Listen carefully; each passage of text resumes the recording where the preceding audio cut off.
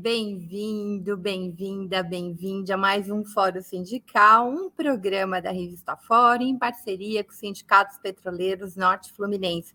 Gente, desculpa esse clarão que está aqui, né? Tá um clarão, assim, porque eu estou num auditório e foi o lugar assim que dá para fazer o programa e chamei até o Anderson para a gente ficar junto aqui, se der algum pepino, consegui um cabo, as coisas estavam meio difíceis aqui.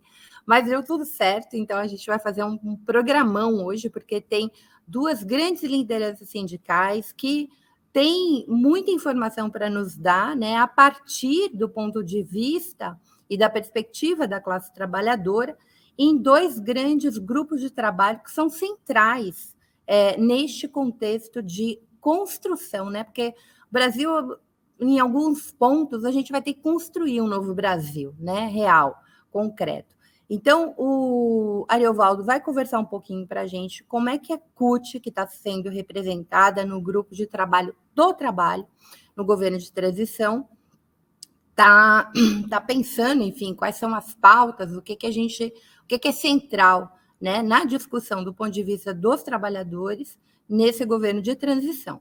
E também o David Bacelar, coordenador-geral da FUP, petroleiro aqui da Bahia, eu estou no Nordeste, então meio que estou aqui na grande região maravilhosa, né, que nos deu uma votação expressiva para o presidente Lula, um campo de resistência. O David é da Bahia, da Landulfo Alves, que foi privatizado, e também coordenador-geral, e está lá no grupo de Minas Energia.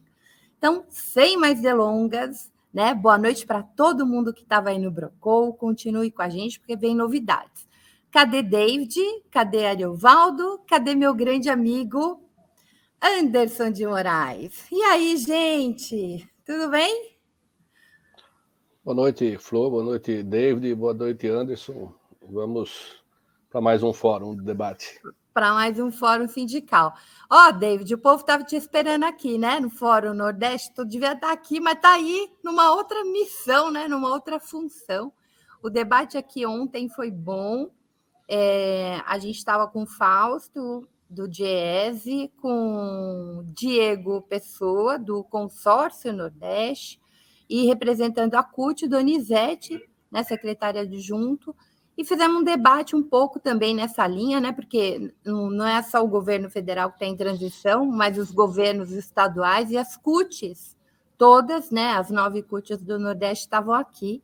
Tinha alguns petroleiros aqui representando a categoria, e o debate continuou hoje, tá legal. Eu continuo aqui até domingo, que a gente depois tem um trabalho com a GLU, né, com a Universidade dos Trabalhadores, e a gente vai fazer um projeto aqui no Brasil para discutir cadeias globais, enfim. Então, tá na sequência, a gente também está no trabalho aqui, viu? Para poder continuar essa brigaiada que a gente precisa ter, né, para disputar nossas pautas. E aí, Anderson, liga esse microfone para dar boa noite para nós. Boa noite, gente, tudo bem? Tem tanta coisa, o Brasil não deixa a gente descansar, né? Todo dia. Primeiro, eu já queria abrir falando que eu quero parabenizar o Eduardo Bolsonaro por aquele comercial que ele fez com o shot, né? Você viu, Maria Flor? Não. Ele é um trabalhador, ele estava lá fazendo comercial de um produto de shot, esses produtos alimentícios, né, que ajuda na saúde. Eu vou te dizer uma coisa. Primeiro ele tomou um shot, depois ele foi para o Catar, enquanto o povo dele está na porta do quartel. Mas shot não é bebida alcoólica? Ele estava bebendo uma bebidinha lá, e ele é um produto natureba lá, e é toda uma produção na cozinha, e daí vem a esposa dele, e o povo está lá. Olha, só queria falar uma coisa, Ariovaldo. A gente trabalha de verdade, né? A gente trabalha de verdade. Olha no rosto de vocês, eu tô vendo a cara de cansaço. Essa gente não tem vergonha na cara, mano. Essa gente não tem vergonha na cara, mano. Vou te dizer, e agora estou gastando dinheiro tudo para ir embora, né? Para brincar lá no Catar, outros querendo fugir para os Estados Unidos. Né? Eu acho, Anderson, de verdade, né? Existe uma tese aí de que a fuga da família vai ser para a Arábia Saudita. Então, ele já deve estar fazendo as costuras ali, entendeu? Que é aonde ele vai ter maior proteção. Então foi por isso que ele comprou os pendrives lá, vai para outra ditadura. Eu acho, assim... Em 2022, o cara atravessa o planeta para levar pendrive em mãos. Na verdade, ele está costurando o... Que vá, Fro, que vá para a Arábia, que vá para o meio do Oceano Atlântico, pega todo o ministério que estava com eles e vai todo mundo no navio. Não tinha aquele filme de rock que eles podiam ter uma rádio na Inglaterra, aí eles fazem uma rádio em alto mar? Eles podem fazer um país deles lá em alto mar, mano. Pode ir embora. Pois eu queria ele na papuda de uniforme laranja, que não é dos petroleiros. Ô, David. Boa noite, David. Tudo bem? Bem, boa noite, Fro. Tudo bem, graças a Deus. E ao povo brasileiro, a gente está bem melhor. Boa noite aí, o Ari. Ari, Fro, que além de secretário de Administração e Finanças da nossa central, é também coordenador da articulação sindical, corrente sindical, que eu tenho orgulho de fazer parte. Um abraço aí, boa noite também para o meu companheiro Anderson e todas e todos que estão aqui conosco, né, no Fórum Sindical. Estão nos acompanhando. E o Ari também é professor. O Ari tem uma formação ampla, né? Professor de matemática, pedagogia, engenharia, e é da POSP, o maior sindicato de professores que a gente tem no país, né? É a POSP de São Paulo. Muito bem, então eu vou começar com o David, depois eu vou para o Ari e Anderson vai entrar na roda. David, eu queria que você fizesse um resumo breve para a gente. Você está lá no GT de Minas e Energia, pensando um pouco, claro, né? Como é que a gente, a partir desse GT, olha para uma Petrobras, né, que foi tão esfacelada do golpe para cá, porque a gente não consegue só pensar no governo Bolsonaro, ele foi uma continuidade do que começou com a Lava Jato e depois com o golpe. Então, assim, em termos, primeiro, da Petrobras funcionar, de fato, com a sua função social e servir ao povo brasileiro e não aos acionistas. Segundo, de pensar que a gente está num novo patamar e que a Petrobras é um espaço, uma empresa que tem produção de tecnologia, que tinha um grande centro de estudos e de pesquisas tecnológicas. Como é que a gente pensa essa reconstrução do Brasil e da sua principal cadeia produtiva a partir também da geração de energia renovável, enfim. Como é que está esse campo de discussão, David, lá no grupo de trabalho de vocês? Bem, Fro, primeiro dizer aqui que para nós da FUP é um privilégio, uma honra, nós estamos fazendo parte dessa equipe de transição, como você disse, no grupo temático de Minas e Energia. Tivemos a possibilidade desse grupo, ele se subdividir em 3, grupo esse que está sendo coordenado pelo professor Thomas Kim, tivemos aí a possibilidade de dividi-lo em 3 subgrupos, um de energia elétrica, um outro de mineração, e o que nós estamos participando mais ativamente, de petróleo, gás e biocombustíveis. Esse coordenado pelo senador Jean Paul Prats, o de mineração pelo companheiro Gilles, e o de energia elétrica pelo companheiro Nelson Rubner. Por sinal, todos bem conhecidos da esquerda e que ajudaram em governos anteriores e que estão aí também ajudando nesse processo de reconstrução do Brasil. Destacamos aqui que a equipe de transição ela terá o papel de, primeiro, fazer um diagnóstico. É um diagnóstico, Ari, que, por sinal, foi entregue ontem, né, à equipe de transição. O Ari vai falar um pouco sobre o grupo temático do trabalho. Nós entregamos esse diagnóstico do grupo de Minas e Energia. E nesses 3 setores que aqui citei, Fro, Anderson, Ari, nós percebemos o tamanho da devastação.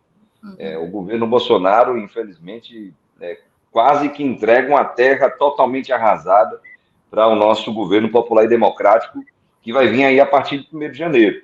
E lá no mês de dezembro, meados de dezembro, provavelmente dia 11, 12 de dezembro, a gente está entregando um relatório final, onde, além do diagnóstico, teremos recomendações para o novo governo, para que aquele plano de governo que for aprovado lá atrás, ele possa ser colocado em prática. Então, nesse sentido, Fro, nós temos, sim, a certeza de que, mesmo num governo de ampla composição, justamente pelo fato da comissão partidária que elaborou o plano de governo, ter fechado consenso com relação à série de propostas e também com relação ao capítulo de energia, nós teremos certeza que, por exemplo, no caso da Petrobras especificamente, nós retornaremos àquela empresa integrada, a empresa de energia, uma empresa que promove o desenvolvimento social, industrial, econômico e regional, ou seja, em todo o nosso país, que terá como um primeiro desafio, sem dúvida alguma, nós retomarmos a nossa capacidade de refino, e o presidente Lula falou isso o tempo todo na campanha, de nós terminarmos as refinarias que foram paralisadas pela Lava Jato, estamos falando em Pernambuco e no Rio de Janeiro, de nós ampliarmos as refinarias existentes, de nós termos aí autossuficiência também no refino,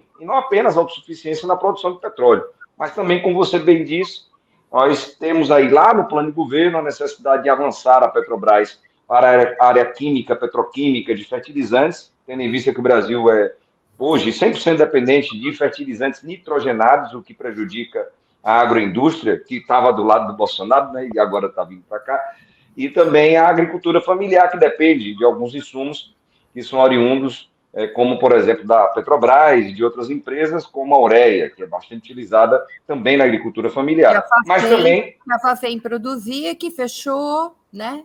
Exatamente. Fafem Paraná, mandar um abraço ao Castelano, que já esteve aqui com você várias vezes, e com o Anderson. Foi fechada no Paraná, a Mato Grosso do Sul, que não foi conclusa, Bahia e Sergipe, que foram arrendadas.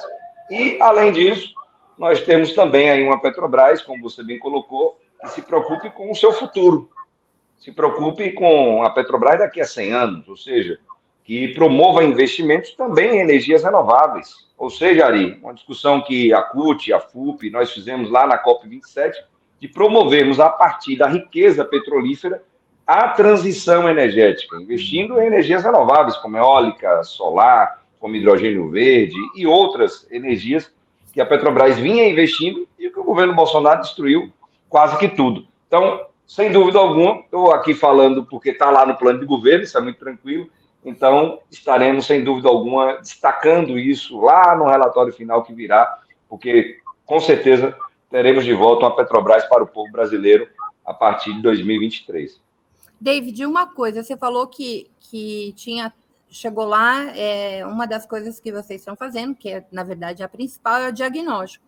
E você disse que é terra arrasada. Os petroleiros vêm denunciando, né, ao longo desses 7 anos, os absurdos todos. Você é de uma refinaria que foi comprada, né, por esse grupo árabe, e hoje a gente vê o combustível na Bahia caríssimo e já faltando gás de cozinha, né, que era uma coisa que a gente... Quantas vezes a gente discutiu isso aqui, David?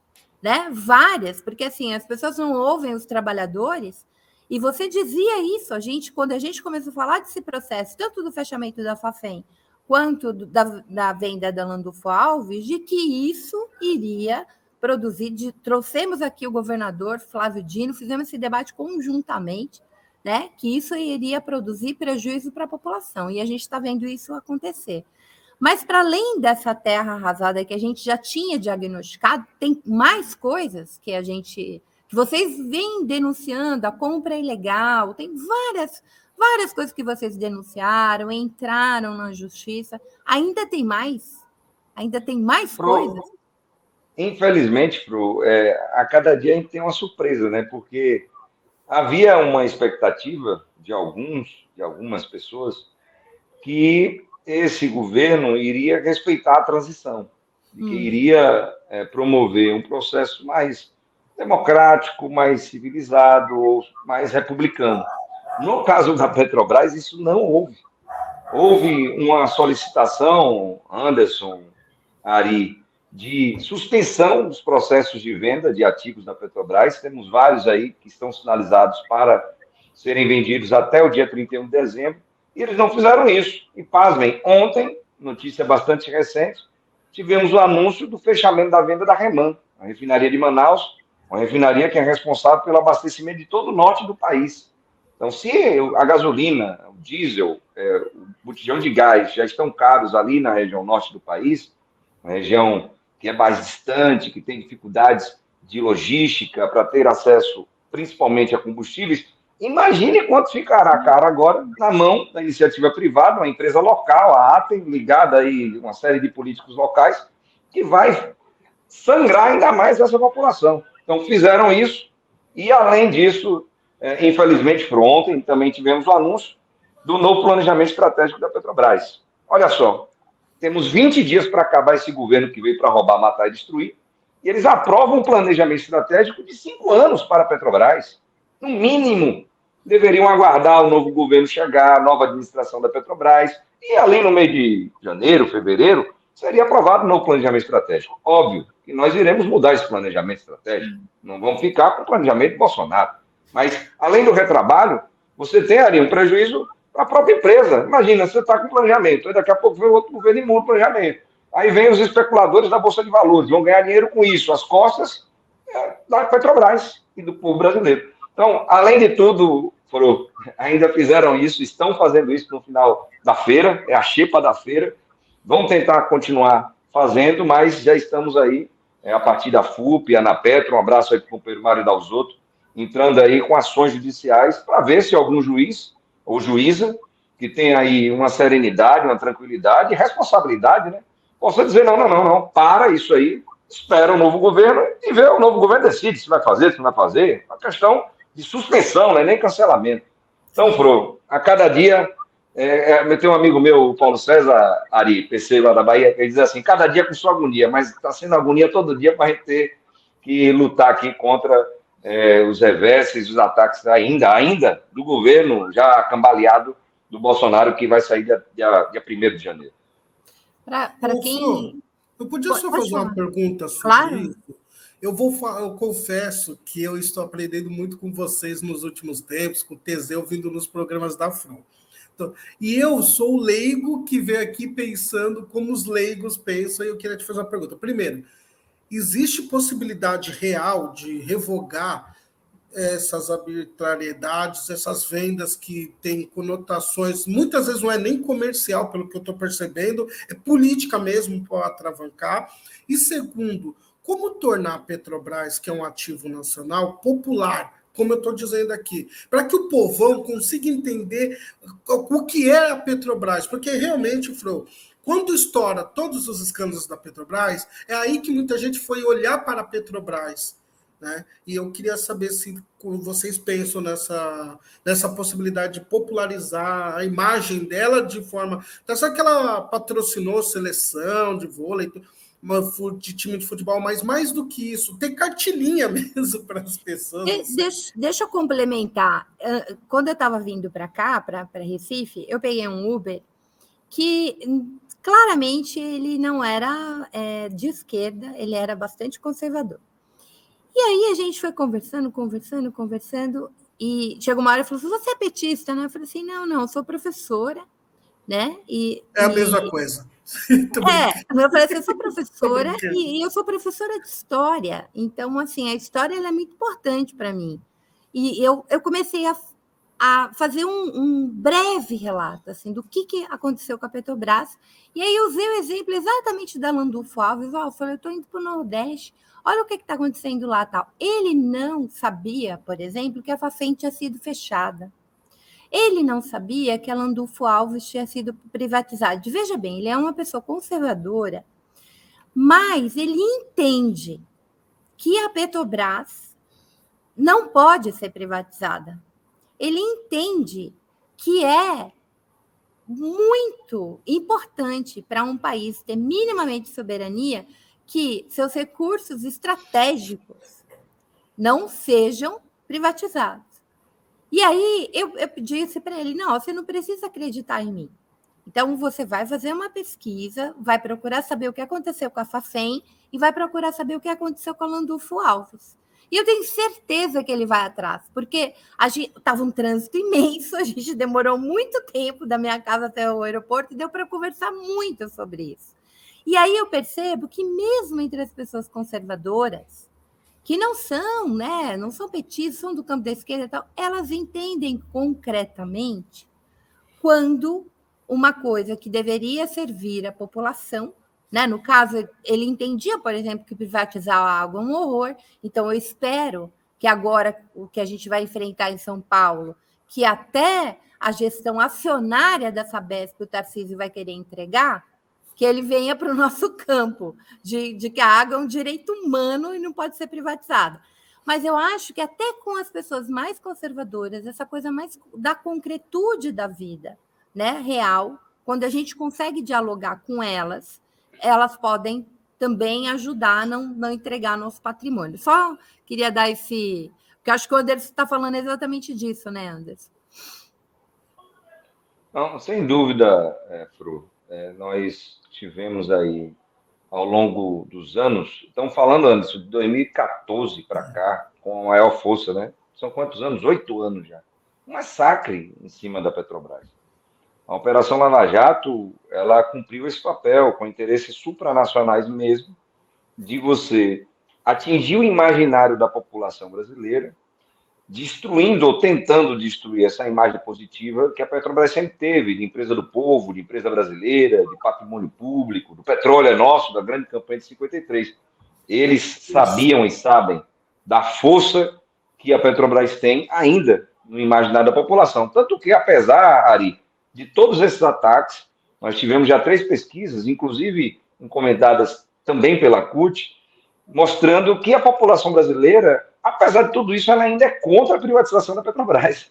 Por isso, não foi fácil para o governo Bolsonaro atacar a Petrobras, apesar de ter sido fatiada, vendida aos pedaços muitos ativos, ela não foi privatizada como um todo, como infelizmente tivemos na privatização de uma importantíssima empresa para o povo brasileiro, que é a Eletrobras.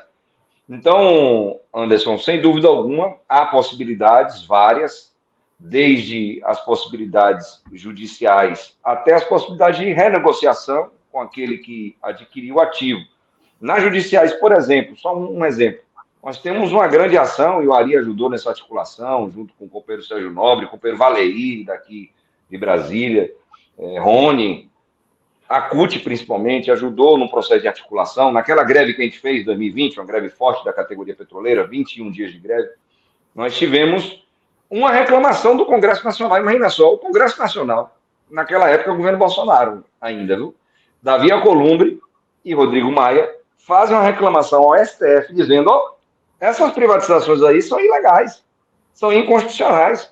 Elas não tiveram licitação, elas não tiveram debate com a sociedade, e elas não tiveram aval do Congresso Nacional, porque é uma empresa pública, uma empresa controlada pela União, ou seja, uma empresa do povo. Para isso, tem que aprovar no Congresso. Então, ainda, Anderson, esse processo, essa reclamação, não teve o seu mérito julgado, a gente perdeu a liminar que o Lewandowski tinha nos dado, uma votação apertada, 6-4, mas agora falta julgar o mérito. Conseguimos aí prorrogar esse julgamento para o próximo governo. Estamos aguardando esse julgamento ali com muita ansiedade, porque é uma das possibilidades. A outra, Anderson, como dissemos, é que nós temos aí um processo de negociação. Quem sabe um investidor desse se desinteressa pelo fato do Lula já estar dizendo que vai abrasileirar o preço dos combustíveis e ele não conseguir concorrer com a Petrobras.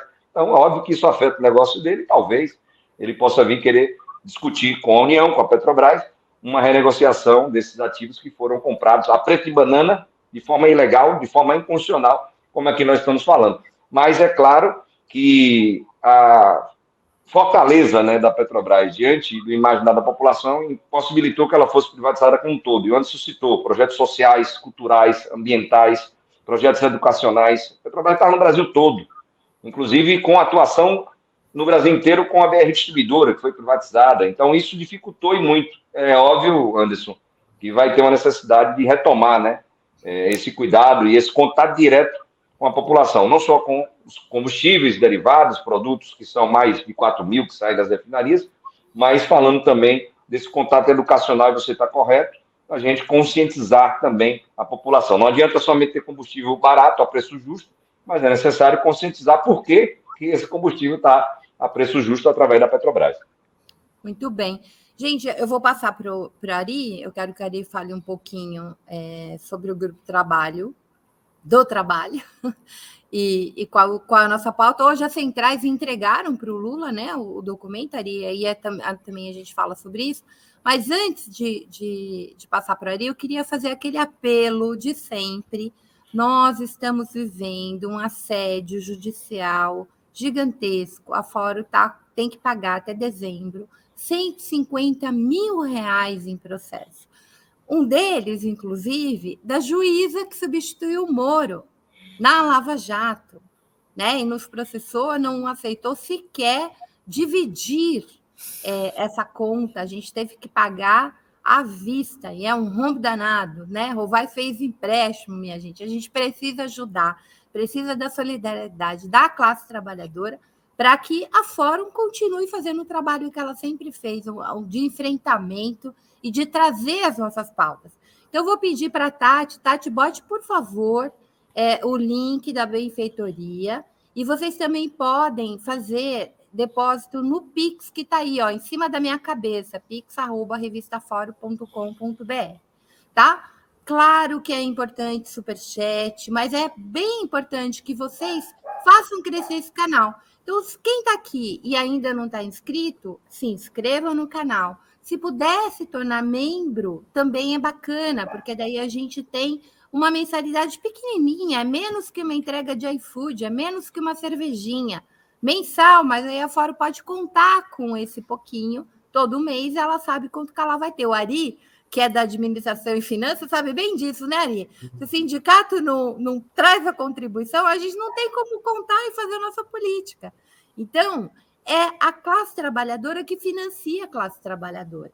Aqui não tem banco, aqui não tem agronegócio, aqui não tem grandes corporações. É a classe trabalhadora que financia a mídia e a comunicação que traz a pauta da classe trabalhadora.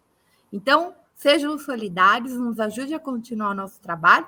E aí, Ari, manda ver o que está acontecendo lá no governo de transição. A gente vai ter, Ari, de novo, o Ministério do Trabalho. A gente vai ter uma justiça do trabalho para o trabalhador, né? Não essa palhaçada depois da reforma trabalhista. Nós vamos conseguir, já no primeiro ano, valorização do salário mínimo. Que pergunta fácil, né? O Valdo veio aqui e falou, meu Deus do céu. Ari, conta para as pessoas, porque assim, as pessoas precisam. Toda vez que o Ari vem aqui, e eu gosto de falar isso, porque assim, eu trabalho na CUT, eu sou formadora, né, da Central Única dos Trabalhadores. E as pessoas têm uma noção de sindicato, não conhecem os sindicatos cutistas, sindicatos de luta, que estão, né? A CUT vai fazer 40 anos de história, e não é. A CUT nunca viveu de imposto sindical, gente. A CUT, como os sindicatos petroleiros, nunca viveu de imposto sindical. O dinheiro que vinha quando tinha imposto sindical era dedicado à formação, era dedicado aos movimentos sociais, era dedicado à luta. Nunca foi para sustentar, né? Então, é importante que vocês entendam isso. E olha a importância hoje da gente ter sindicalista nessa disputa, para a gente recuperar tudo que a gente perdeu. Então, eu acho importante trazer sindicalista aqui, com decência, com compromisso, com trabalho, para contar para a gente. Então, tem uma disputa enorme, a gente precisa reconstituir, né, as relações de trabalho que foram destruídas do golpe para cá. Eu queria saber como é que está o embate lá no grupo de trabalho, Ari. Mais uma vez, boa noite, Flor, boa noite, David, e boa noite, Anderson. Nós estamos num processo de debate com as centrais sindicais, e vou responder para vocês muito rapidamente sobre a questão do salário mínimo. Nós estamos num processo de diálogo de que nós precisamos ter uma nova política de recuperação e valorização do salário mínimo. Nós tivemos nos últimos 4 anos, e o governo Bolsonaro apontou, inclusive, para o orçamento do próximo ano, uma reposição, na maioria das vezes, inferior, inclusive, à inflação do período. E nós já tivemos o anúncio por parte da equipe de transição, e que a nós não agrada, inclusive, porque qualquer anúncio a partir de agora, nós entendemos que deve ser resultado da negociação com os trabalhadores do setor público federal e, no caso do salário mínimo, deve ser resultado do debate político com as centrais sindicais, no sentido de que nós possamos emitir a nossa opinião sobre qual deve ser a política de valorização. O que já é certo que nós temos e que nós vamos ter a partir de 1º de janeiro é que, a partir de 1º de janeiro, o salário mínimo não terá só a recomposição da inflação do ano de 2022. Nós já teremos ganho real no salário mínimo para que a gente possa restabelecer o diálogo de que nós precisamos, de fato, construir uma sociedade que daqueles que mais necessitam e daqueles que mais produzem no país possam ser valorizados. E, portanto, nós certamente ainda não tivemos o anúncio, nós estamos dialogando com a equipe de transição. Tão logo a gente tenha fechado o acordo com o governo federal e com a equipe de transição, as centrais sindicais estarão junto ao governo para que seja fruto do processo de negociação qual será o percentual além da inflação que será concedido ao salário mínimo para o próximo ano. E estabelecer, num período de 90 dias, o debate das centrais sindicais com a equipe econômica e com o próprio presidente Lula de qual será a política de valorização para os próximos 4 anos. Nós precisamos lembrar que uma das grandes conquistas que as centrais sindicais conquistaram lá em 2008, 2009, foi uma política de valorização que era calculada entre a inflação do período e o crescimento do PIB do ano anterior. Nós estamos vivendo um período agora, inclusive, que não é só do Brasil, no Brasil, em especial pela incapacidade do atual governo de poder fazer políticas no sentido de que a produção tivesse incentivo, para que a gente tivesse incentivo do consumo, para que a gente tivesse incentivo no sentido de que nós pudéssemos ter um crescimento mais robusto do que o que nós estamos tendo, né? Nós tivemos, durante a pandemia, crescimento negativo, ou melhor, não existe crescimento negativo, na verdade, nós tivemos duas situações muito difíceis, e entre as piores do mundo, inclusive. Portanto, não é verdade o que o governo vinha dizendo de que o Brasil, diferente do resto do mundo, tinha tido um desempenho melhor. Não é verdade isso. E nós, por conta, inclusive, desse cenário, nós achamos que aquela política já não atende mais às nossas necessidades, não atende mais às necessidades do conjunto da classe trabalhadora. Nós queremos um outro mecanismo que possa fazer com que a gente busque rapidamente uma reconfiguração desse salário mínimo, que hoje ele é insuficiente para que as pessoas possam ter segurança.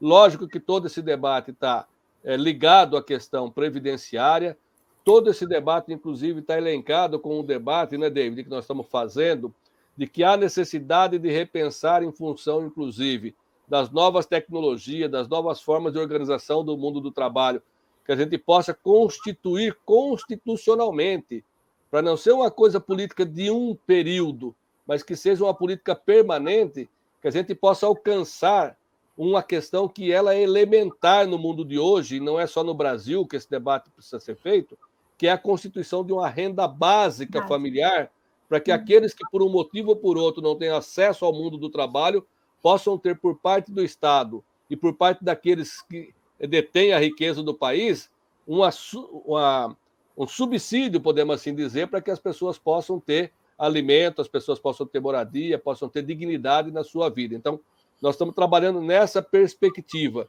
de uma valorização de um salário que a gente não perca de vista, de que nós não podemos, em hipótese alguma, permitir que aquilo que o Paulo Guedes chegou a dizer esse ano, que é desvincular o salário mínimo da aposentadoria do trabalhador. Nós não podemos aceitar jamais essa tese e buscar construir, não um Bolsa Família, que seja uma política que foi muito importante durante o governo do presidente Lula, foi totalmente descaracterizada no governo Bolsonaro e Temer.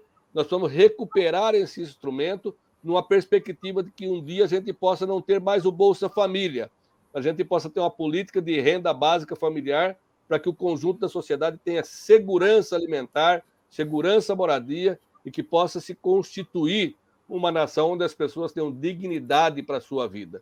Então, sobre o salário mínimo, essa questão. O debate sobre a reforma, as reformas estruturais do mundo do trabalho e as reformas estruturais do ponto de vista da organização sindical, nós não podemos perder de vista que não há democracia forte sem que os sindicatos e o processo de negociação seja forte. O que nós vivenciamos de 2016, 2017 para cá foi uma tentativa de destruição do movimento sindical com o fim do imposto sindical sem colocar outra fonte de recurso e de financiamento dos sindicatos para que eles pudessem se constituir em organizações de representação dos trabalhadores. Vocês disseram agora há pouco de que a Petrobras não foi privatizada. Ela não foi privatizada totalmente, e não é só porque tinha uma questão de semântica sobre o debate. Não era isso. É porque tem muita resistência por parte da FUP, tem muita resistência por parte da sociedade. A FUP e os seus sindicatos fizeram muita movimentação, muita mobilização. Não foi pouca coisa o investimento que nós fizemos no conjunto da CUT, por exemplo, no debate contra as privatizações, aquela campanha que nós fizemos contra a privatização das nossas estatais. Depois fizemos uma outra campanha muito forte contra a destruição dos serviços públicos. Ou seja, houve, apesar da pandemia, apesar das dificuldades de fazer manifestações de rua, houve muita articulação política, houve muita resistência. É por isso que os Correios não foram privatizados, é por isso que a FUP conseguiu impedir que fosse privatizada a Petrobras, é por isso que a emenda 32 não andou da reforma administrativa, porque os servidores públicos reagiram. Ou seja, teve muita luta nesse processo. E o que nós estamos vivendo agora, Flo, David e Anderson? Nós estamos vivendo um outro momento. O governo Bolsonaro ele não vai terminar dia 1º de janeiro. O governo Bolsonaro terminou dia 30 de outubro. A partir da eleição do presidente Lula, o Lula já está governando o país e o Bolsonaro se escondeu, porque é uma questão óbvia, inclusive. Um incapaz e um estadista. Já eleito, óbvio que o mundo olha para o Lula de forma diferente. Ir à COP27 não foi só uma simpatia pelo presidente eleito. Foi para buscar ouvir alguém que tem política para a questão ambiental, tem política para ser oferecida para o planeta, no sentido de que a gente possa ter uma recomposição daquilo que o David disse anteriormente, de que a gente possa fazer uma transição justa de um modelo que nós não suportamos mais, de muita emissão de carbono, de muita emissão de gases tóxicos, para um modelo que seja limpo, que a gente possa fazer essa transição de forma justa e essa transição de forma muito harmoniosa, para que o meio ambiente não seja tão sacrificado pela falta de política ambiental dos governos que estão aí. E esse grupo que nós estamos, com o companheiro Sérgio Nobre nos representando, com o conjunto das centrais sindicais fazendo esse debate, busca, nesse sentido, construir a política para que nos primeiros 100 dias do governo Lula a gente possa eliminar alguns dos lixos e entulhos que foram criados na reforma trabalhista /sindical do Temer e que depois foi aprofundada pelo próprio Bolsonaro. Nós precisamos voltar a ter um processo de financiamento sindical, que não pode ser de forma imposta, mas tem que ser um desejo do conjunto dos trabalhadores. A Assembleia dos Trabalhadores é o melhor espaço para que os trabalhadores decidam qual deve ser a sua forma de sustentação das suas organizações. Nós não podemos cair nesse falso debate de que as assembleias são esvaziadas, que as assembleias são pequenas. Esse não é um problema, porque basta com que aqueles trabalhadores que historicamente não foram às assembleias, mas sempre se beneficiaram dos acordos coletivos feitos pelos sindicatos e pelos patrões, participe das assembleias, participe da vida do sindicato, que tudo vai melhorar, inclusive para a vida dele. Basta que ele saia do comodismo e venha para o debate, que é saudável, inclusive, de oposição à política que a direção do sindicato possa ter, inclusive numa perspectiva de construção de uma taxa negocial, que é o que nós defendemos, que possa sustentar a negociação coletiva até que se chegue a um acordo coletivo que vale para todo o conjunto da classe. Para além dessa questão do financiamento, porque senão fica parecendo que nós estamos buscando apenas recursos financeiros, não é isso. Nós precisamos voltar a construir uma política de relacionamento entre o capital e o trabalho e que finalize com a negociação e com o acordo coletivo que proteja todos os trabalhadores. E que a gente não fique nessa falsa conotação de que o trabalhador pode individualmente negociar com o patrão. O melhor exemplo de que isso não funciona foi aquele caso que ocorreu no Rio de Janeiro, quando aquele congolês foi fazer uma cobrança ao seu patrão e foi assassinado. Eu ia lembrar disso. Aquela é uma demonstração de que Isso. a negociação individual ela não funciona, porque vale o poder, tá certo, do patrão e da imposição do patrão sobre o trabalhador, de qual deve ser aquilo que o trabalhador tenha que receber como resultado desse processo. O sindicato não. O sindicato leva o desejo do conjunto de uma classe para a mesa de negociação, ouve o que o empregador tem a dizer e quais são os números que o empregador apresenta e apresenta a sua contraposição para que se possa, no diálogo, no debate, se construir um mecanismo que, ao mesmo tempo, você proteja a produção, ou seja, a produção possa continuar sendo realizada com os melhores profissionais dentro daquele espaço de construção de matéria e de produtos, podemos assim dizer, mas, ao mesmo tempo, você tenha a valorização que faça com que o trabalhador possa trabalhar a contento e desenvolver da melhor forma possível a sua atividade profissional. Nós não queremos o retorno de uma justiça do trabalho que interfira nas relações. Nós achamos que a justiça do trabalho tem que ser um espaço onde o trabalhador e o sindicato, e até mesmo o patrão, possa recorrer de determinadas situações que possa ser caracterizada como abuso da relação. Mas nós não podemos aceitar que ela intervenha sobre o processo e que ela defina qual deve ser o resultado do processo. Porque, Ari, desculpa te cortar, porque até então a Justiça do Trabalho ela servia, na verdade, para os desempregados irem, né? Não era para o trabalhador, ou para patrão entrar na justiça, como muitas vezes fez com o petroleiro, fez com outras greves, para punir o sindicato, para parar a greve, para criminalizar, né? Na verdade, a Justiça do Trabalho a gente nunca teve real, como ela deveria ser nesse campo, né, de regular a relação capital-trabalho. É um pouco... No passado, ela não só não regulava, Flor, ela não regulava, tá certo? Mas ela servia, inclusive, de subterfúgio dos sindicatos que não tinham capacidade de organização e dos patrões que não tinham desejo de negociar de forma clara e que virava, na verdade, um árbitro que decidia pelo resultado final e não era um mediador do conflito que ali estava instalado. O que era ruim naquela época piorou. Porque hoje não é a justiça do trabalho, hoje é a justiça do capital. Porque os petroleiros fazem uma assembleia, decidem fazer uma paralisação, 2 minutos depois tem um oficial de justiça lá dizendo que eles não podem fazer.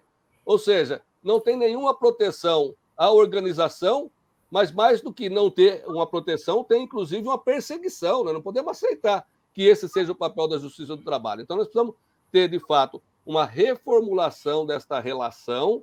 Nós precisamos trabalhar, e aí eu quero encerrar essa primeira parte da minha fala sobre o que a gente tem construído, no sentido de que o debate sobre unicidade sindical, por exemplo, não nos unifica. É bom que todo mundo saiba aqui de que a gente tenha mais do que um sindicato numa base, não unifica, tem setores do movimento sindical, das centrais sindicais, que não têm acordo com essa lógica, mas nós precisamos caminhar numa nova estrutura que ela seja autorregulamentada pelos trabalhadores, não pode ser uma imposição do Estado.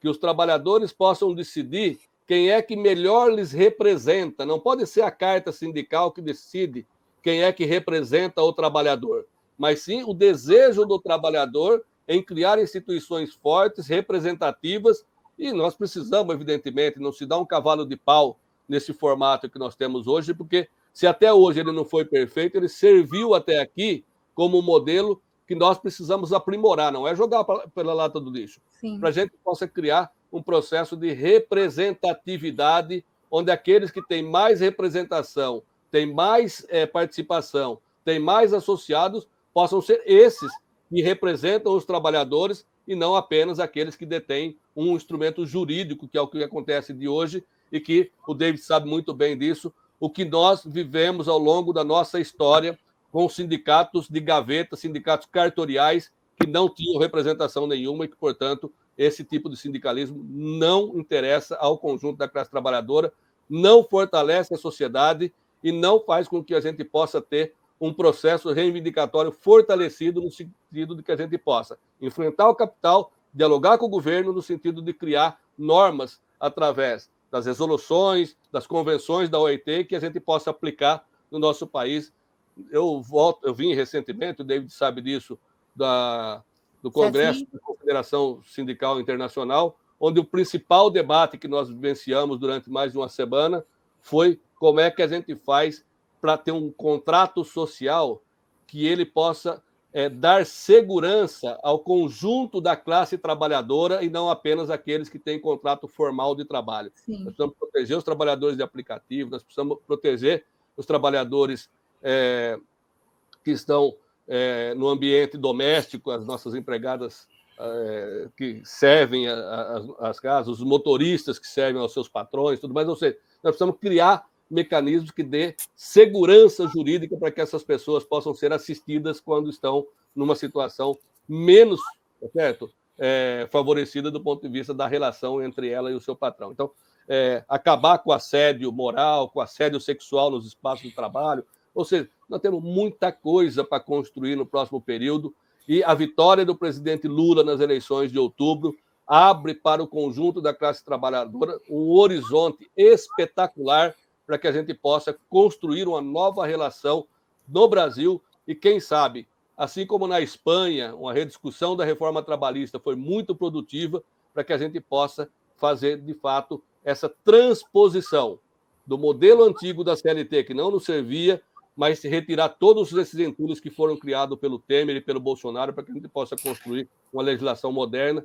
E nós, em 90 dias, queremos ter a constituição de um grupo de trabalho para que possa finalizar essas questões, para que antes que termine 100 dias do governo Lula, essas questões estejam já consensuadas nas centrais sindicais e em pleno consonância com aquilo que a classe trabalhadora necessita e aquilo que nós produzimos ao longo da nossa história. Muito bem. O Ari, no começo da fala dele, falou da valorização do salário mínimo. A Tereza Campelo já veio aqui várias vezes. Eu acho que nós temos uma das grandes especialistas de combate à fome, que é a Tereza Campelo, né? Que foi ministra do Desenvolvimento. E a Tereza sempre fala isso. O que acabou com a fome no Brasil, o que tirou o Brasil do mapa da fome, não foi a Bolsa Família, foi a valorização do salário mínimo. Porque a conta fecha, né, gente? Quando você tem a valorização do salário mínimo, você tem dos aposentados, você tem a economia girando de um modo geral, você tem um aumento da renda média, porque aumenta o salário das outras categorias. Então, assim, é claro que tem que ter. E o nosso salário mínimo é um dos mais baixos do mundo. Quando o Lula chegou, lembra quando a gente comparava em dólares? E quando a gente compara hoje o poder de compra que o salário mínimo tinha no tempo do Lula e o que tem hoje, o quanto que a gente empobreceu. Então, mas você não me respondeu uma coisa importante. Eu quero saber, voltamos com o Ministério do Trabalho?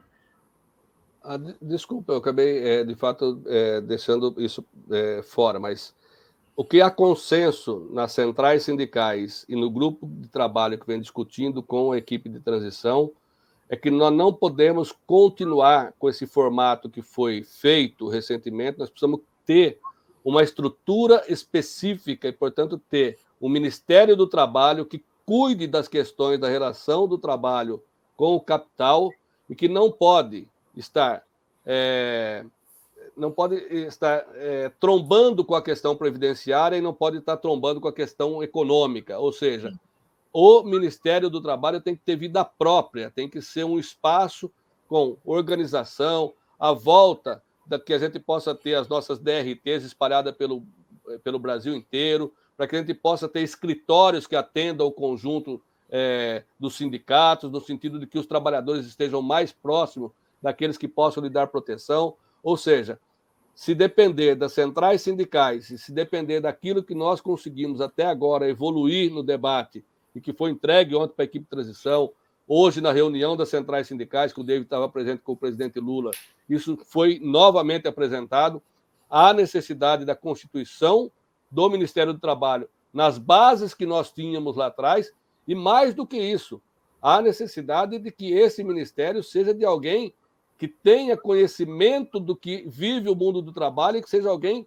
não que saia indicado pelas centrais sindicais, pelo sindicato, porque nós não temos essa prerrogativas e não temos essa obsessão, mas que o presidente Lula possa oferecer o Ministério do Trabalho para alguém que vive o mundo do trabalho e não o mundo do capital, porque essas duas coisas certamente não dialogam entre si da mesma forma. Portanto, se depender daquilo que nós construímos até agora, nós vamos ter, a partir de 1º de janeiro, o Ministério do Trabalho, com toda a sua estrutura, com toda a sua organização, para que a gente possa estabelecer um novo momento desta relação, que ela não é harmoniosa, nunca foi, nunca será, porque a luta de classe vai continuar existindo.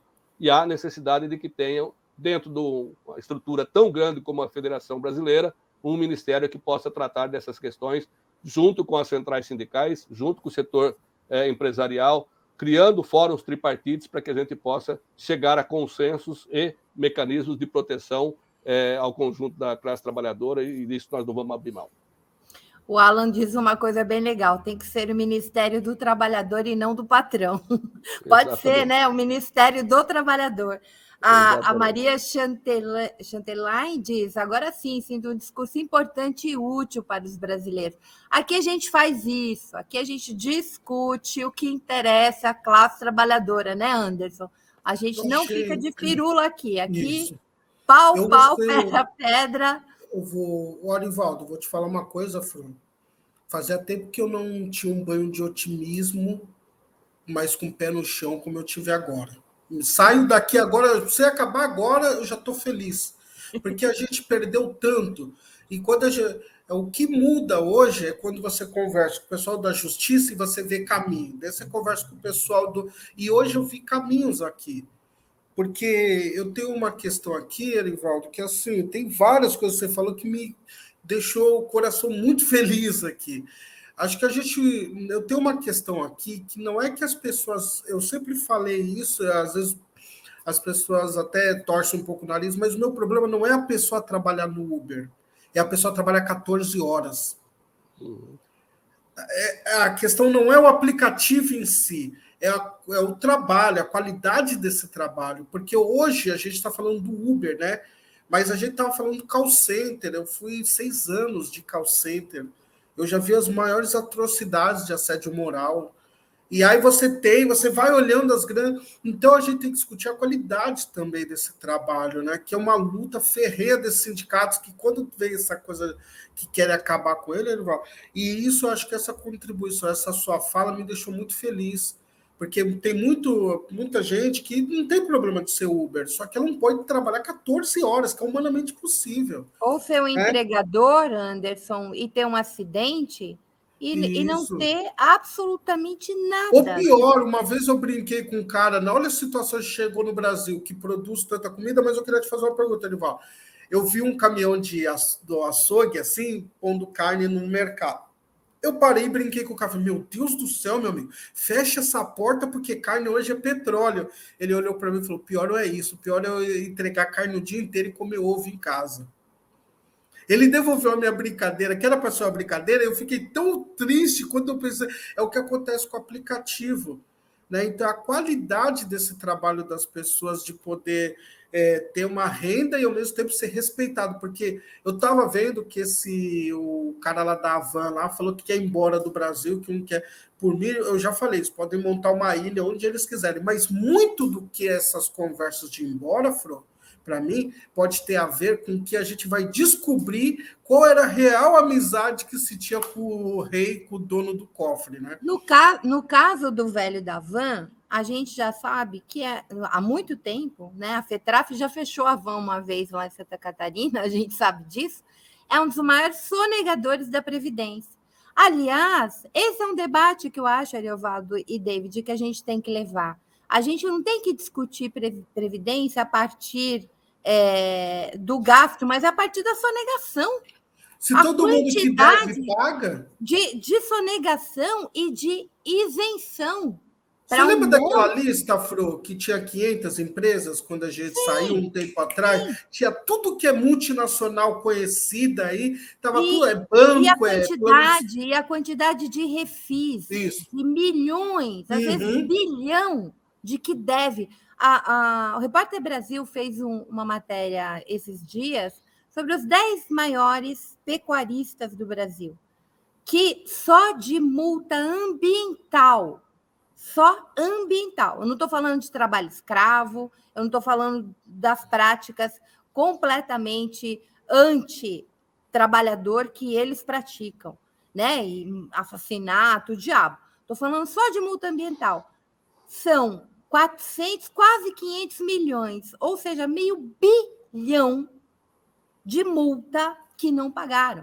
O que Bolsonaro fez nesse período? Quando a gente for para a questão ambiental, a gente vai ver, né? Porque assim, as pessoas estão em caixinhas ainda, não conseguem enxergar que quando a gente está falando deste agronegócio destruidor que invade, que mata liderança quilombola, como fizeram agora aqui no Sergipe, que mataram o Wilton de Sá, a CUT Sergipe fez um ato aqui em desagravo, que trabalhava com extrativismo, e é um conflito terrível de terra, onde a gente vê, onde mais houve assédio eleitoral, é onde teve essa expansão. Aqui na Bahia, no caso ali do centro-oeste baiano, com Eduardo Guimarães, né? aquela região de Barreira, é onde mais teve isso, e onde mais a gente tem problema com destruição ambiental, onde a gente mais tem problemas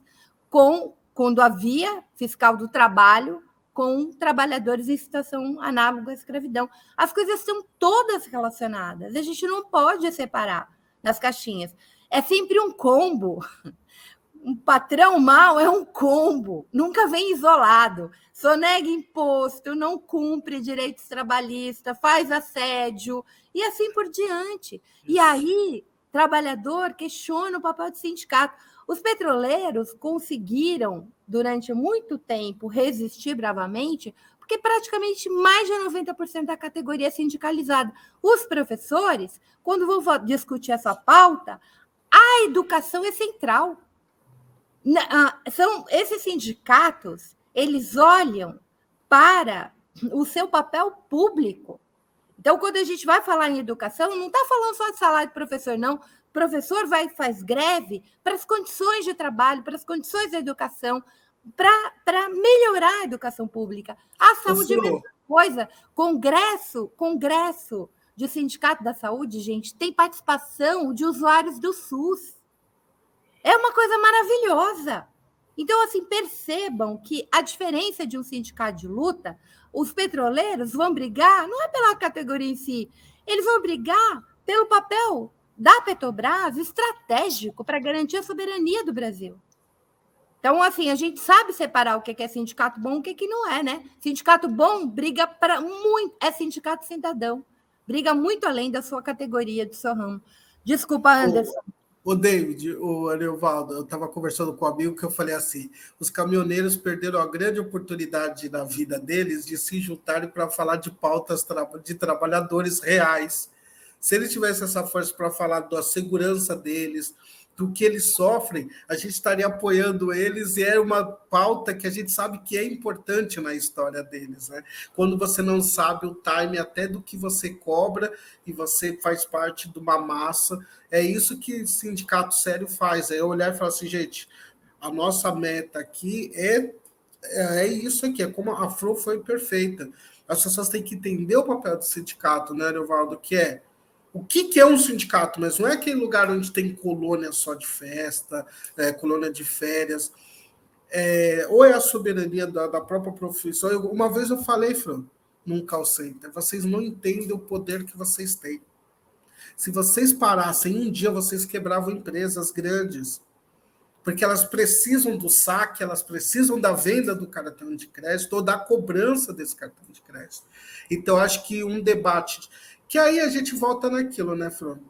Eu não sei quando é que a gente vai poder massivamente falar disso, mas a gente tem que falar de raça, classe e gênero urgentemente.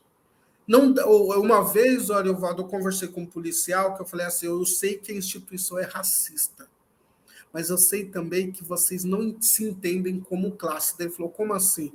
Nós somos iguais, eu e você.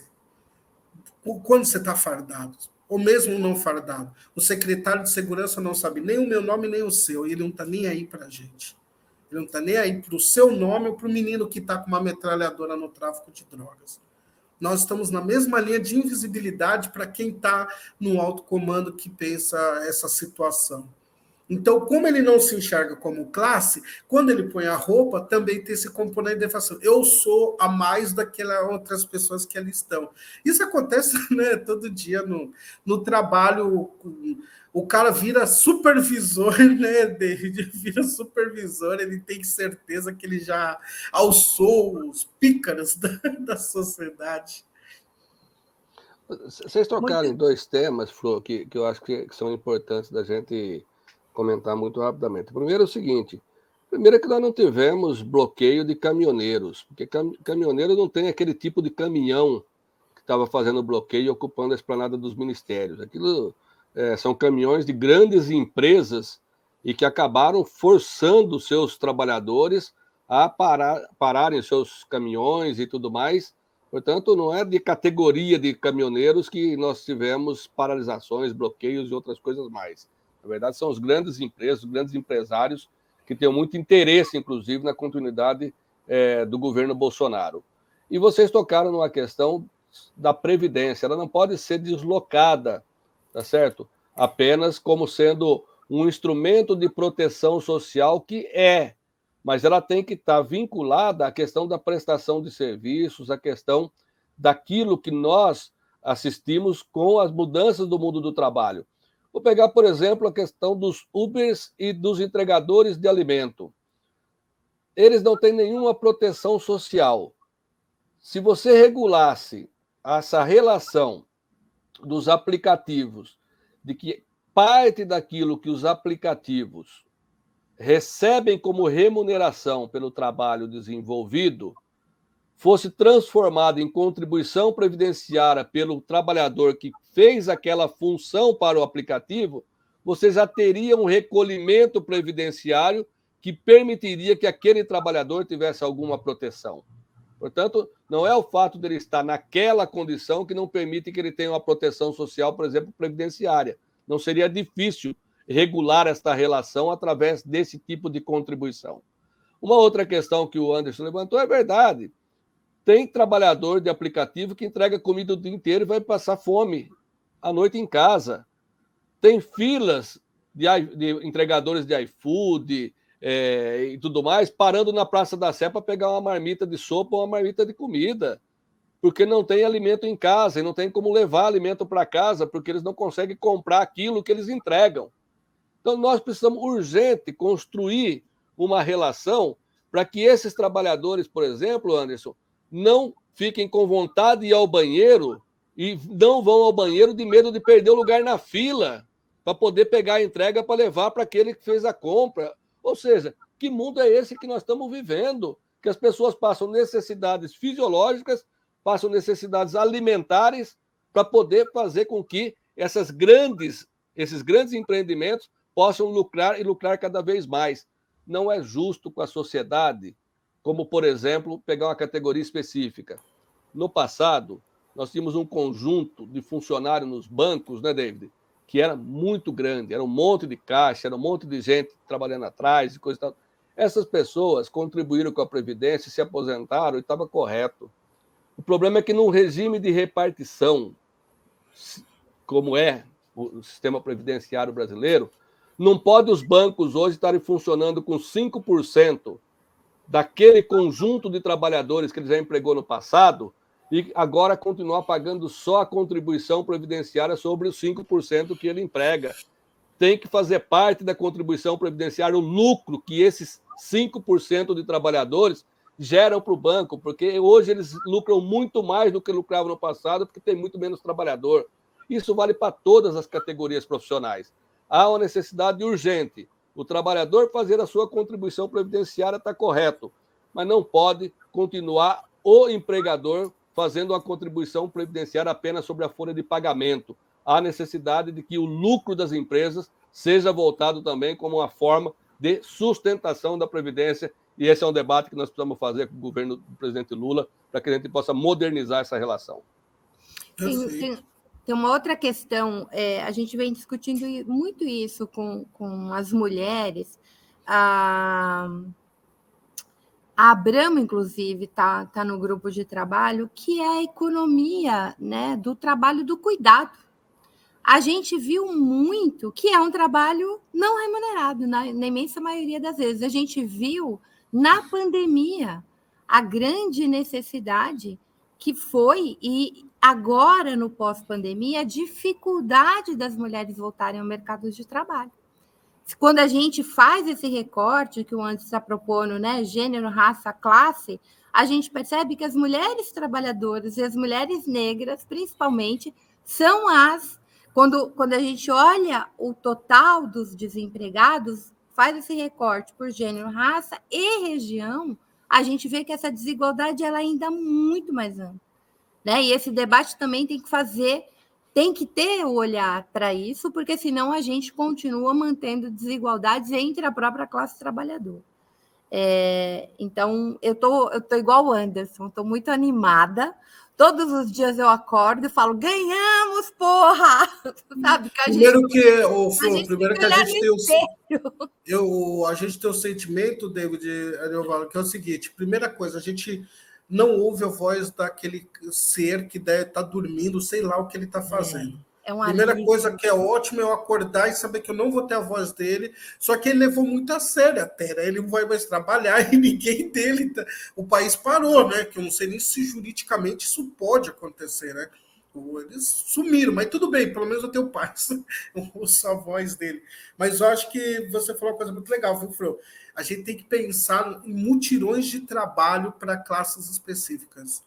Essa classe que comeu osso, ela tem que estar urgentemente nos próximos 7 meses, aí contando de janeiro, com emprego, né? Com emprego, porque não dá, né? Porque é humanamente possível imaginar que num país... Mas eu queria fazer uma pergunta para vocês três, na verdade. Vocês são... seu conhecimento sindical muito maior.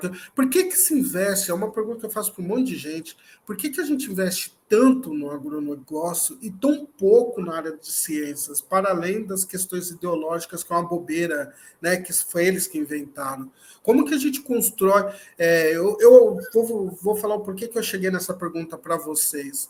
Eu vejo... e acompanho o mundo nerd, eu vejo grupos de jovens fazendo jogos de videogame ou usando aquela placa Arduino, por exemplo, para construir coisas ali na escola, e como que, se eles tivessem grandes investimentos, muitas das coisas nós poderíamos construir de forma nacionalmente. Como a própria Petrobras poderia ter uma contribuição gigante, né, com esses alunos e com esses entusiastas bastante investimento. Como que a gente lida com isso? Eu queria ouvir, na verdade, é uma pergunta que eu queria ouvir de vocês mesmo, assim, vocês três. Eu vou deixar meus convidados. David, que está quietinho. Não, eu até acho, Fru, que nós tivemos, Anderson, uma iniciativa que ia ao encontro disso que você está falando. Lembrando aqui, por exemplo, ali por volta de 2011, 2010, nós tivemos a aprovação de um novo modelo, por exemplo, do marco regulatório do pré-sal brasileiro, que, dentre os seus 3 principais pilares, ele tinha um que dizia o seguinte: isso aqui é muito grande, isso aqui vai ser muito produtivo, com uma produtividade altíssima, a tecnologia já dizia isso, e nós poderemos usar essa renda petrolífera não para deixar nas mãos das empresas, ou para ir para a União, para poder utilizar como pagamento da dívida pública que vai para banqueiros. Não, vamos pegar esse dinheiro aqui, que é muito dinheiro, e destinar para a saúde e para a educação. Por sinal, o PNE, o Plano Nacional de Educação, ele só foi aprovado, a Larissa sabe muitíssimo bem disso, porque nós tínhamos a previsão de ter um recurso que iria garantir isso. E, por incrível que pareça, o governo Bolsonaro até isso destruiu, né? Que o Fundo Social não existe mais, conteúdo local também. Desenvolvimento regional também, David. Sim, sim. Acabaram com tudo. Então, havia uma iniciativa nesse sentido. Um outro exemplo, ainda pegando a Petrobras, com os investimentos que ela fazia na área de educação. A gente, durante os governos do PT, e aqui pegando principalmente os 2 primeiros mandatos do presidente Lula e o primeiro da presidenta Dilma, nós tivemos a Petrobras investindo, Anderson, quase 1 bilhão por ano, 1 bilhão por ano, em universidades públicas, para desenvolvimento de ciência, tecnologia, incentivando as universidades federais, principalmente, e algumas estaduais, a desenvolverem tecnologia para que a Petrobras ela chegasse a ser, hoje, por exemplo, a empresa que detém a melhor tecnologia em águas ultraprofundas do mundo. É coisa do Brasil, negócio que é para a gente se orgulhar mesmo. E isso estava sendo feito no sentido de você promover recursos para a educação e que iriam trazer também soberania energética, soberania nacional e a libertação da juventude a partir da oportunidade de estarem estudando em grandes centros tecnológicos e em grandes universidades. Então, havia uma iniciativa nesse sentido. Inclusive, os grandes programas que nós conhecemos na área da educação, de abertura para que pobres, negros e negras, indígenas, quilombolas, acessassem as universidades, isso, se a gente continuasse no poder executivo, digamos assim, que o legislativo nunca teve em sua totalidade, a gente teria um processo de transformação da sociedade brasileira em 20, 30 anos. A gente estaria, hoje, ocupando os espaços que eles não querem que nós ocupemos. Eu participei uma vez da audiência pública numa justiça criminal, devido a essas confusões, Ari, que a gente tem no mundo sindical, e lembro-me aqui de uma confusão que aconteceu na audiência, porque um promotor, um senhor branco, rico, de família rica, ele disse, olha, esses aí, ó, excelência, falando com o juiz, que era outro também, magnata lá de Salvador, de família rica, esses aí são todos amigos do Gabriel aí, ó. Tudo da Operação Lava Jato, daqui a pouco vai ser tudo preso também. Ó, deu uma confusão nessa audiência tamanha, porque nós tínhamos 2 advogados ali que se formaram pelo ProUni, um deles negro, Anderson, amigo meu, por sinal, que se levantou e quase um homem ia sendo preso dentro da audiência, dizendo o seguinte, ó, infelizmente está acontecendo aqui é porque vocês não querem que nós estejamos nos lugares que vocês estão, porque vocês querem que seus filhos, suas filhas estejam aí. Então, nós teríamos isso, e quem sabe agora, como a Fro tem colocado, e a nossa esperança, né, que felizmente venceu o medo, o amor, que venceu o ódio, é de que tenhamos essa oportunidade ainda, de termos essa transformação do tecido social brasileiro ao ponto de conseguirmos fazer essa revolução sem armas, como nós estávamos fazendo aqui no nosso querido Brasil. Mas concordando muito contigo, Anderson, sim, os investimentos são necessários, pena que a gente está pegando um governo agora completamente quebrado, uma terra arrasada, mas o presidente Lula ele é extremamente criativo e tem uma relação exterior estupenda, e com certeza nós teremos recursos para promoverem aquilo que ele prometeu e se comprometeu com o povo brasileiro em toda a sua campanha. Além das reservas internacionais, que por sinal ele deixou e que felizmente não destruíram, de mais de 300 bilhões, na época dele com 370 bilhões de dólares, e que ainda tem ali para ser utilizado aqui na economia brasileira e, obviamente, como você colocou, também para a nossa educação. E certamente vai vir dinheiro da China, porque eu acho que há interesses aí importantes que a gente pode fazer de parcerias. E Lula no governo significa responsabilidade, estabilidade, ética, transparência, né? Então o pessoal dos Estados Unidos já quer vir aqui visitar o Brasil, né? A gente já tem isso. Eu vou passar para o Ari e a gente vai encerrando, porque são 22h48, eu estou vendo o Ari exaurido. Amanhã de manhã a gente está aqui cedinho e vai até 21 horas. Os alemães saíram da Copa e estão aqui numa oficina que eu virei para eles e falei assim, olha, eu acho que os alemães saíram de propósito porque falou que não podia ter cerveja. Eu falei para eles, eu não quero nem saber, camarada, das 16 às 18, vocês aí fiquem aí, ou venham torcer com a gente. Mas a agenda aqui, gente, vai até 21 horas amanhã e a gente trabalha até domingo. nessa oficina, então vai ser longo e a galera que está nos acompanhando, vários comentários bacanas, achando que foi muito produtivo o nosso papo. Eu também acho que foi. Eu sempre gosto da presença do Ari e do David aqui, porque eu acho que dá muita concretude. Como sindicalistas, camarada, claro que você é muito importante, mas assim, quando eles vêm, como você acabou de dizer... muito feliz hoje, nossa, obrigado, Neuva. Eles trazem para a gente essa concretude, né? Eu acho que eu gosto desses companheiros particularmente aqui, a gente tem vários companheiros que vêm, vários companheiros também que vêm fazer esse debate, porque ele se qualifica da nossa perspectiva. Né? As pessoas não sabem, mas o David é administrador, minha gente. Ele é petroleiro administrador, assim como o Ariovaldo. Tem grande formação, não só acadêmica, mas o mundo do trabalho, né? Da prática cotidiana dessa luta que eles ajudaram a construir. Quando o Ariovaldo retoma 2008, a quantidade de marchas a Brasília que se tinha, né? Todo 1º de maio, essa insistência, o salário mínimo com ganho real, essa política que havia no governo Lula, é fruto da luta sindical e é muito mérito da CUT, né? Do sindicato. Só fazer uma frase só. Sabe o que? Não é brincadeira, é verdade. Eu estou muito feliz de sair daqui hoje, porque a gente ficou 4 anos, gente, com uma sensação que, para além da maldade, eles não faziam ideia do que eles estavam fazendo. Quando eles vão tentar tecnicamente fazer qualquer coisa, era um desastre, né? Então, tanto é que o que eles fizeram com 800 bilhões foi um crime a essa nação. E eu ouvi vocês, é acalentador. A gente precisava voltar a esse rumo, né? E não é só um rumo de bravata. Aí o senhor ouviu o Ariovaldo e você, David, eu sei que vocês sabem do que vocês estão falando. Simples assim. A gente ainda... Esse é um debate que eu quero dar continuidade, gente. Por exemplo, a gente vai ter que fazer uma reforma tributária, mas não para pobre trabalhador pagar mais impostos. Né? Não aguentamos mais. Né? A gente precisa fazer uma reforma tributária real, concreta.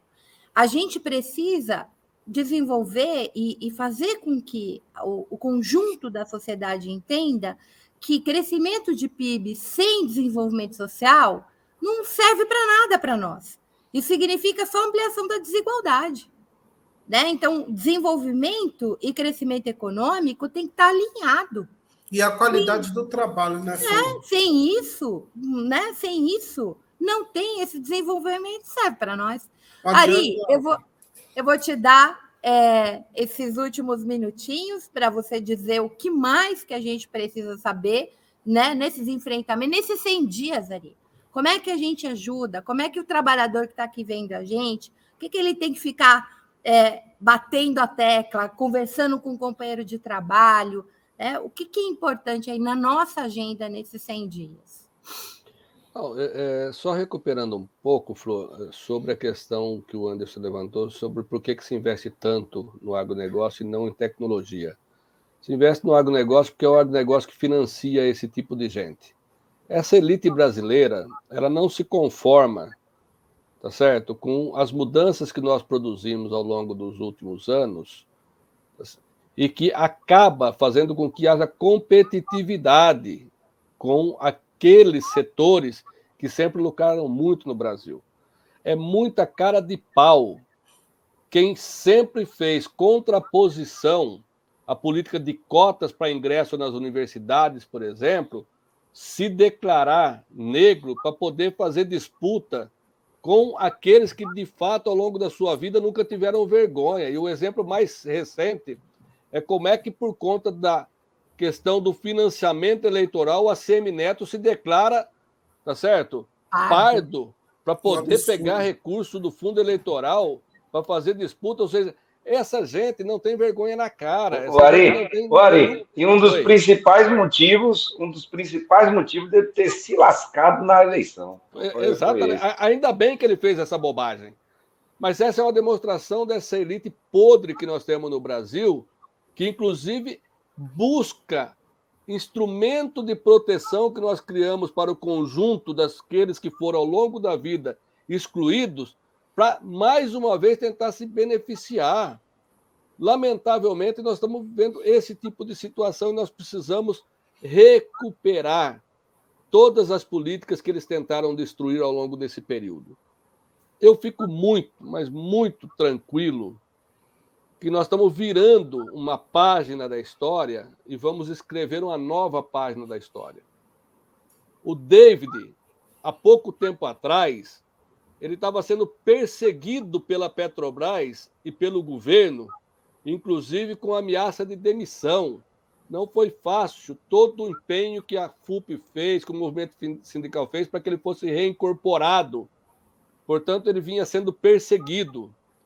E hoje você assistiu a uma reunião em que o presidente Lula recebe e quer ouvir o que o David pensa como petroleiro do Brasil, tem um significado muito especial, é uma transformação daquilo que nós tínhamos até há pouco tempo.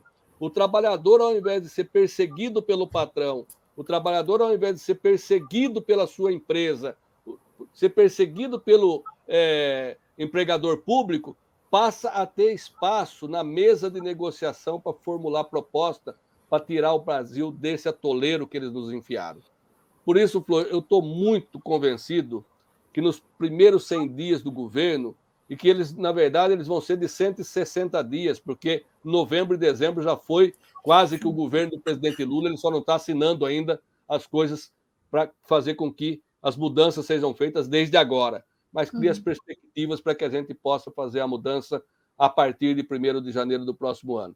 Eu fico muito tranquilo, porque além da condução que o presidente Lula dá para os processos de negociação, e às vezes a gente até torce um pouco o nariz, essa história do Lira, do Pacheco e outras coisas mais, mas há necessidade de que a gente construa pontes no sentido de que a gente possa projetar uma nova sociedade, para que a gente possa projetar um novo momento para a história do Brasil.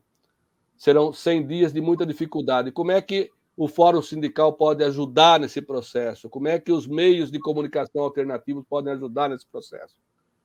Fazendo ao tempo todo o acompanhamento de todas as questões que vão estar acontecendo e desmistificando as fake news, que certamente é um produto que eles vão tentar o tempo todo desestabilizar o governo e impedir que o governo possa construir as melhores alternativas para o conjunto da classe trabalhadora. Não é qualquer coisa a gente ficar assistindo aquele tanto de gente na frente dos quartéis, na frente de tiro de guerra e outras coisas mais, até pessoas, inclusive, que estão sendo usadas, estão sendo financiadas, estão recebendo dinheiro para ficar ali, tá certo? É lamentável que a gente veja esse tipo de situação e que uma parte da sociedade, inclusive, apoia esse tipo. Aqueles mesmos que diziam que os petroleiros, quando faziam acampamento, quando faziam movimentação nas suas campanhas salariais, eram baderneiros, tá certo?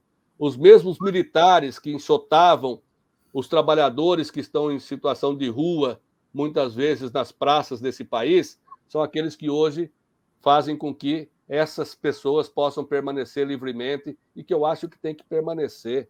Nós não podemos achar que as pessoas não têm o livre direito de participar de manifestações e eles têm todo o direito como nós tínhamos. O que não pode é eles terem um tratamento que nunca nos foi dado.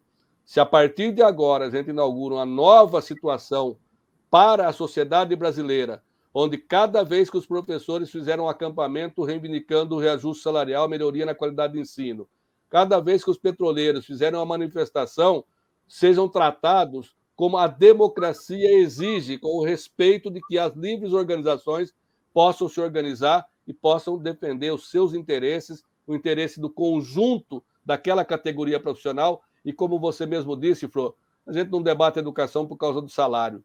A gente debate educação pensando num instrumento de emancipação pessoal.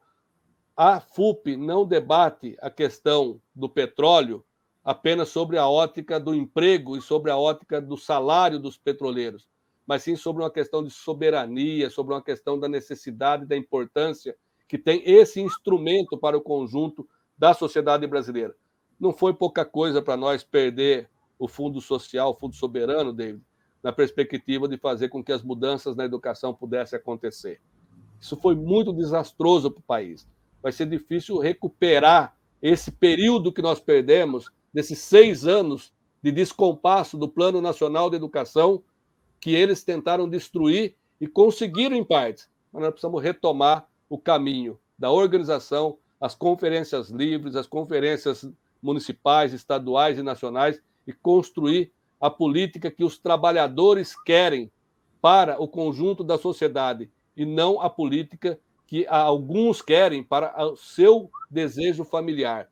O que nós vimos recentemente foi uma família tomando conta do Palácio do Planalto e, felizmente, a partir de 1º de janeiro, pode ser que eles ocupem outros espaços, mas certamente não serão os espaços de poder desse país, os espaços de governo. Flor, muito obrigado mais uma vez pelo convite. David, um forte abraço. Anderson, estamos sempre aqui à disposição. Vamos construir esse novo momento para o país, construir um governo que possa, de fato, atender o conjunto das nossas necessidades. E, Anderson, fique muito otimista.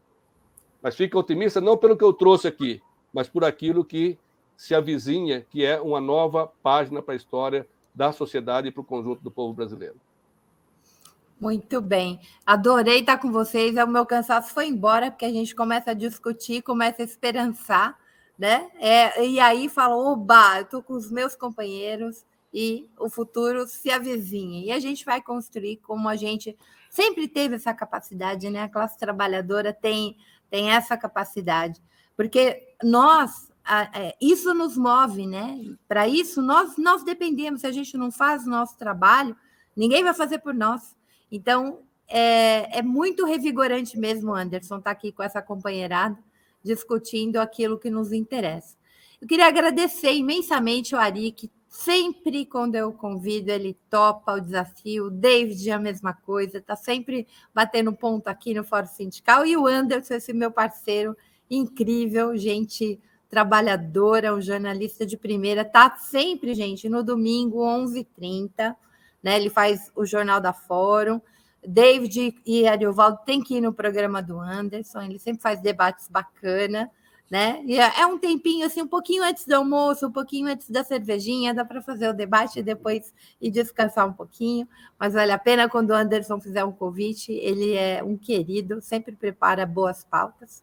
Então, meus queridos, muitíssimo obrigado, todo mundo que nos acompanhou até o momento, né? Muito obrigada, a gente volta quinta-feira que vem, neste horário um pouquinho mais tarde, enquanto tiver a Copa, depois a gente volta para o nosso horário normal, 18h30, e vamos que vamos, ganhamos, a gente tem que olhar todo dia no espelho e dizer, ganhamos, porque a gente ganhou, gente, de uma máquina imensa, a gente ganhou de uma estrutura que veio com tudo, não poupou nem Polícia Federal em cima, Rodoviária Federal, ganhamos de fake news, ganhamos do Bannon, ganhamos do orçamento secreto, né? Ganhamos de empréstimo consignado, ganhamos dessa tralha toda, ganhamos. E é isso que tem que nos inspirar, né? Todos os dias, porque a gente ganhou e vai reconstruir esse país. Beijos imensos, até quinta-feira que vem. Certo.